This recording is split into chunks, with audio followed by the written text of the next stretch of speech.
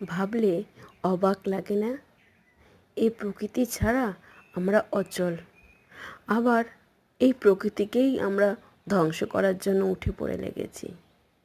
এই যে সকাল হলে সূর্যটা ওঠে, তখন আমাদের মনের অবস্থাটা কত আনন্দিত হয়। আর যদি সূর্যটা না ওঠে তখন কি অবস্থা হয়? তখন আমাদের মনটাই খারাপ হয়ে যায়।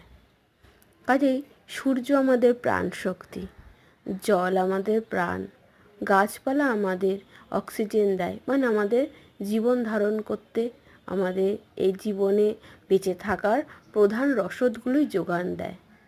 তবুও আমরা প্রকৃতিকে ধ্বংস করতে চাই, প্রকৃতিকে ধ্বংস করার জন্য আমরা উঠে পড়ে লেগেছি।